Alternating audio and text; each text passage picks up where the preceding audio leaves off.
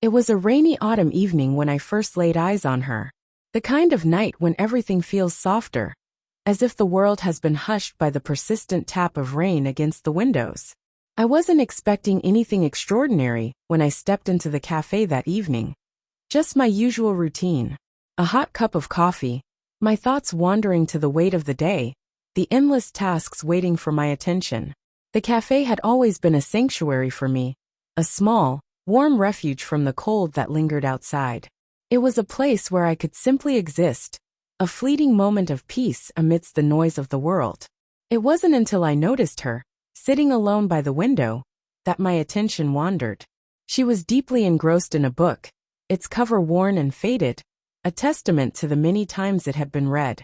Every so often, her eyes would drift up, scanning the cafe as if lost in thought, before returning to the pages in her hands.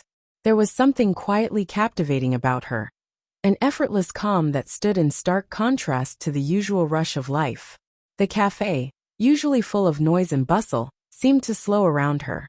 I ordered my coffee, and found a seat a few tables away, trying not to stare, though her presence was magnetic. The way she held herself, the gentle focus in her eyes, made it hard not to be drawn to her. After a few moments, she glanced up, and our eyes met.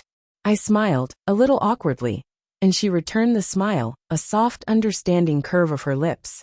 In that fleeting exchange, something unspoken passed between us, a quiet connection that seemed to linger in the air. "Do you come here often?" she asked, her voice soft, but with a hint of curiosity. "Most days," I replied. "It's the only place in the city where I can escape the chaos of the office."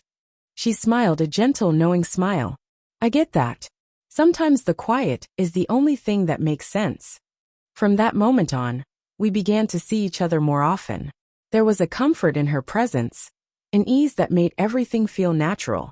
We spent more time together, taking long walks through the city, sharing late-night conversations about everything and nothing, and sipping cups of coffee at that same cafe where it all began.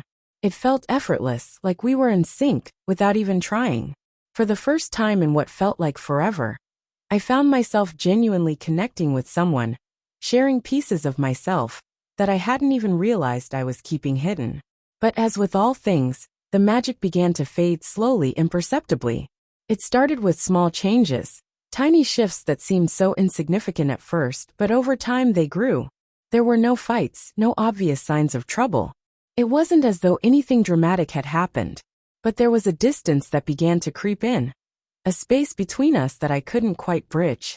Our once lively conversations became more like polite exchanges, and the connection we had once shared felt like a distant memory. I convinced myself that it was just a phase, that every relationship goes through ups and downs. But deep down, I knew something wasn't right. No matter how much I tried to close the gap between us, she always seemed just out of reach. Then came that night, a Thursday that would change everything. We had planned a simple dinner at a restaurant we both loved, the kind of night that begged for a cozy meal and quiet conversation. The evening was crisp, the air carrying the promise of a cool autumn breeze, and I hoped it would offer a chance to reconnect. But as soon as we sat down, I noticed a change in her. The warmth in her smile was gone, replaced by something more guarded. Her eyes avoided mine, and her fingers absent-mindedly traced the rim of her glass. The silence between us was thick, almost suffocating, as if 1,000 unspoken words hung in the air between us. "So how was work today?" I asked, trying to break the tension. She glanced up at me briefly, before quickly looking away again. "Fine," she replied, her voice flat, devoid of its usual warmth. I pushed a little further, hoping to stir something in her. "Just fine? You've been working on that big project for weeks now. What happened?"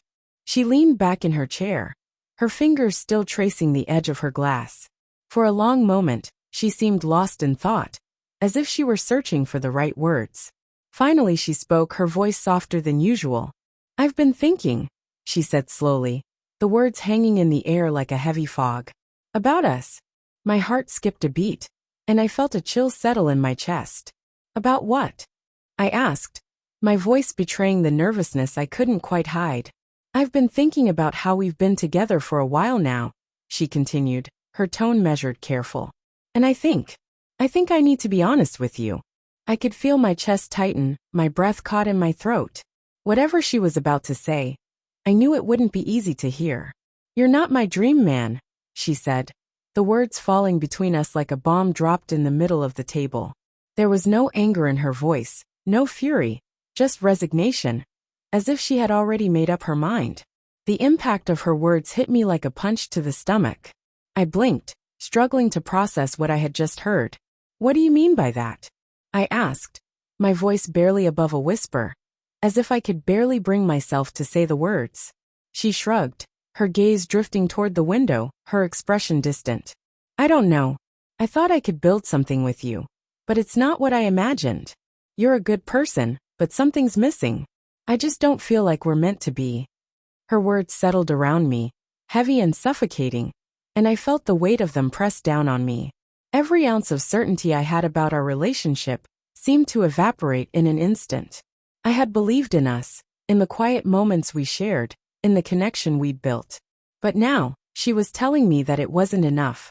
That I wasn't enough. I sat there speechless, the ground beneath me feeling like it was crumbling away. A part of me wanted to argue, to fight for us, to convince her that we could fix things, that we were worth fighting for. But the truth was I felt broken. I didn't know what to say. I didn't know how to make sense of it all. She spoke again, her words softer, almost as if she were speaking to herself more than to me. I think we need some space. And just like that, everything we had built, everything I had believed in, seemed to unravel before me. Her voice was soft but firm, each word cutting through the stillness like a blade. Maybe we're just not the right fit. Every syllable landed with the force of a blow, each one heavier than the last. I wanted to shout, to demand answers, to question why she felt this way. But I did nothing. I simply nodded, the weight of her words pressing down on me. My mind spun as the truth settled in. I had been blind, and now she was slipping away, her decision already made. The next few days passed in a blur, an endless loop of replaying our conversation over and over in my mind.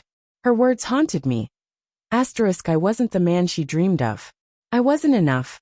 Asterisk, that thought clung to me like a shadow, refusing to let go. It gnawed at me in the quiet moments, in the spaces between thoughts, and in the emptiness where she used to be. And so, I made a decision. I packed my things, emptied our shared apartment, and disappeared into the city. I didn't know where I was headed, only that I needed to leave. Away from her, away from the memories, away from everything that reminded me of what I had lost. I needed to find myself again, to prove that I could stand on my own without her. The first few weeks were brutal. I woke up in the middle of the night, the cold void beside me a cruel reminder of her absence. The silence was deafening, and I couldn't escape the gnawing ache in my chest. But slowly over time, I began to heal. I threw myself into my work, reconnected with friends I had neglected, and dove into hobbies I had once loved but abandoned. Little by little, the man I had been started to emerge from the shadows.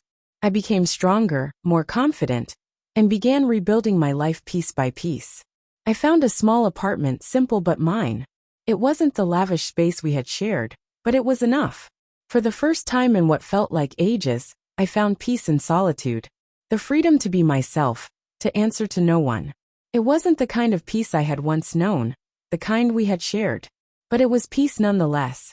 As the months passed, I felt the pieces of myself that had been broken start to come together. Yet, there remained a question that lingered in the back of my mind, haunting me with its uncertainty. Asterisk, what if I had been the man she needed? What if I could have been the dream she was searching for? Asterisk. I convinced myself that I had moved on. I was better now, stronger. But then one evening, a message appeared on my phone, her name glowing on the screen. My heart skipped a beat, and a lump rose in my throat. I had been doing so well, hadn't I? Yet a part of me, the part that still remembered the way things used to be, felt the pull of temptation. Why was she reaching out now? What had changed? The message was simple. Can we talk? I stared at it, my mind torn. Part of me wanted to ignore it, to keep moving forward with my life.